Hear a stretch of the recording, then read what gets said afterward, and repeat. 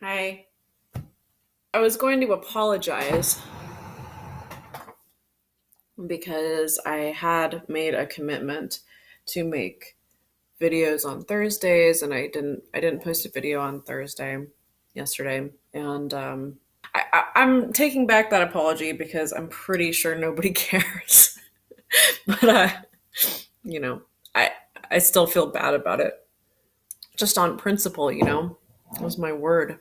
So I'm posting a video now just to make up for it, I guess. And I apologize for this is I just I'm not good at this and I'm also really my allergies have gotten really unusually bad. So my choices are either to be high as a kite on Benadryl or to be like this. So this is what you get. I didn't post a video yesterday because I was getting new cord for my baptismal cross, which has been everything I've tried, like every chain or cord I've tried to use for it has broken, which what's the word? The superstitious part of me um, is a little wigged out by. um, but also it's just very comforting having it on my skin. So I'm really happy to have that back. Shout out to Garnet Emma Bugby. I'll link to their lovely wares. This is just like such a just something they put together really quickly. But they make this like amazing jewelry. Like they're a metalsmith and they do all this crazy stuff. Just check it out. Like check it out. It's good. So anyway, I just wanted to do a really quick rundown about like my story with autism spectrum disorder, like just real quick, and like how parenting has affected that, because that's honestly like basically why I started using this channel again. And I made a video about it originally, but it's like Lydia was in it and it was really rambly and really long. And I wound up just taking it down because I don't like it. So I'm just gonna do a sort of a quick timeline. So when I was when I was a kid, I'm told that I mean, I didn't dislike people or anything, but I wasn't it was described to me as though didn't seem to occur to me to be social. I was more interested in the stuff I was thinking about and the stuff that I was doing. And I wanted to talk about that, but I wasn't really aware of other kids the way that kids my age were. And, it would be very easy for me to spend all day by myself and not really seem to notice or think about that as a thing. And I was always really, really interested in math, really fixated on that, very unaware that that was like not in line with the social expectations, especially for a little girl. Or that like most people were not interested in it. It's just, I was very oblivious, and I can look back and see that there was just a lot socially that I was very oblivious to, and memories I have of things that I just did not understand what was going on at the time because I was just so oblivious. It wasn't until I hit seventh grade, really discreetly, that I suddenly became aware of the social expectations that the world had of me, especially the gendered social expectations, because before that, um, my gender expression and gender presentation had been all over the map, and it's just not something that I ever really thought much about. And I'm sure people must have reacted in certain ways to it, but I never noticed. So suddenly it just kind of hit me in the face in middle school because there's so much social pressure in middle school. Like the ante is upped for everybody, but yeah, for me, I was just blissfully unaware of all of it. And I was also really unaware of the expectations that school had of me in terms of remembering things and turning in assignments. I never had good executive function. I was always really good at absorbing and analyzing information.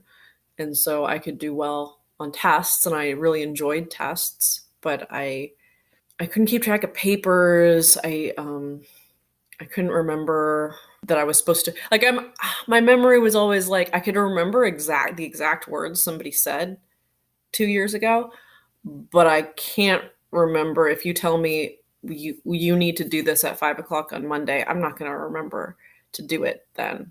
You know, planning and executing things, all the executive function stuff, it just was never really on for me. But I was able to skate through without really being aware that I was supposed to be doing all this stuff that I wasn't doing or wasn't doing well. So suddenly, school started cracking down and my grades started slipping, and I didn't know how to do better.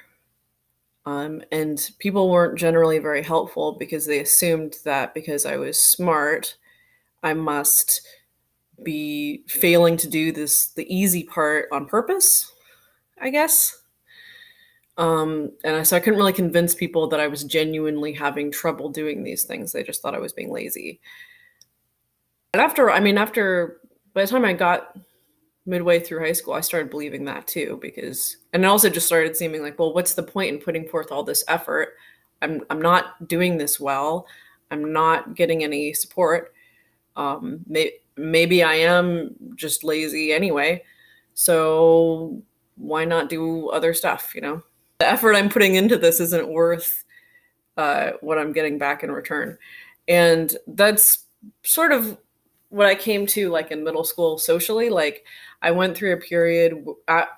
First, I became aware that there were these expectations, and then I tried really hard to live up to them. I really tried to be the socially appropriate middle school girl for the middle school that I went to. I tried to wear the right clothes and be interested in the right things and talk the right way and do all that stuff. And I realized at some point, I remember there was a very distinct point where I suddenly realized that me doing my best to fit into that mold was only getting me to be a mediocre version of what was expected of me. That's the best I could do. I wasn't really getting that much social status out of it. It just wasn't really netting much. I mean, it felt like a net negative. I was putting all of this effort into it, and I was stressing out, and it just was not worth it. So I stopped really abruptly. I just stopped. I just was like, I'm just going to do the stuff I want to do. And I'm going to just be fine with however people respond to it. I'm just over it. And that made high school really easy for me socially, actually. I think it actually helped me be kind of successful socially because people are attracted to that kind of confidence, that kind of realness, I guess. I mean, and obviously it didn't work for everybody, and I never became a popular cheerleader or something, but I was fairly well liked by a wide variety of people. And so, yeah, high school was not the social nightmare for me that it is for many people. But it was really hard for me academically. And it was around that time that I found out about the concept of Asperger's because it runs in my family. And they were like, hey, I think this might fit you too. And so, I started learning more about it. I joined some online Asperger's communities. Suddenly stuff started making a lot of sense. Suddenly my academic struggles and my inability to fit into a social mold started making a lot of sense. And the things the older people with Asperger's were telling me, the coping skills that they taught me, and the way they taught me to think about it really worked. And I was able to get my last year of high school, I wound up actually doing really well. Because I was approaching it differently, and I was validated too. I had a sense that my struggles were real, because at that point I had started to really believe that they weren't, and that I must just be a bad person. So, so that was super helpful. And one of the things that really especially really helped me was that it was in high school. It was really hard for me to manage my time, and it was really hard for me to make sure that I took care of myself, because I was out of the house most of the day, and so I had to make sure that I ate and drank water and stuff like that. But it was really, really, really hard for me to manage that kind of thing. Something that kept happening, or I didn't realize that it was connected. I wasn't even really thinking about, I didn't realize I was bad at managing this stuff. As weird as that sound, even though I'd be like, starving and crashing and having, kind of like mini meltdowns all the time. Um, I didn't I didn't realize that there was something wrong. I just thought that just like, I don't know, I'm just like this and life is terrible. I don't know. But I kept having this experience and it became very routine where it's like my brain would feel overloaded to a point that my ability to process language would grind to an almost halt. And that's something that I now recognize as called a shutdown. It's an autistic shutdown. But it really would feel like my brain was shutting down, like the way a computer, like when it gets too hot, it's too overwhelmed with stuff. I don't know. I'm not a computer scientist, and it just gets slower and slower and slower. Eventually, it just freezes, and you have to restart the whole thing. It's like that, but with your brain. And so I remember one of the worst ones. It took me an hour to get to the point. An hour of sitting in a fetal position in a dark room on the floor before I could think in words. It's just so wild, right? So that kept happening. It would happen every single month at about the same time of the month. And I also realized now there was probably a connection with my menstrual cycle because definitely I notice now that my capacity for having meltdowns and that kind of thing is very connected to my menstrual cycle. And a lot of autistic women have reported this. I was just reading a study about this. Um, yeah.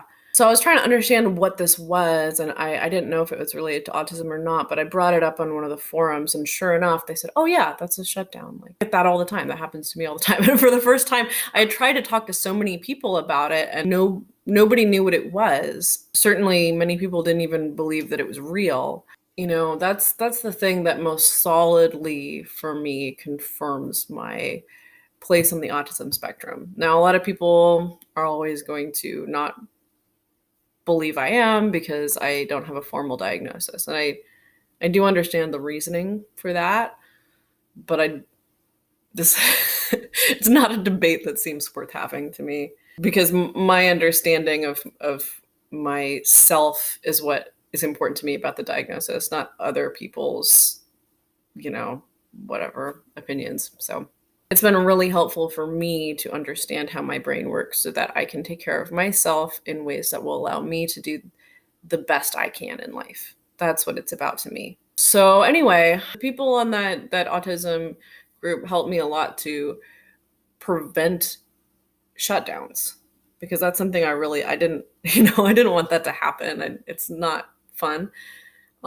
So they gave me a lot of tips, prevent shutdowns. And, a lot of it really just comes down to basic, like really prioritizing the self-care everybody needs to do, but that people with executive function might especially struggle to prioritize. Just basic, make sure you get enough sleep, drink plenty of water, eat plenty of food. But there's especially a thing for people on the autism spectrum that you need to make sure you get enough downtime. And that's been something that's been really important for me. And a few other things, some specific vitamins can be helpful. B complex vitamins can be really helpful. So anyway, pretty quickly after starting to follow that advice, I ceased to have shutdowns.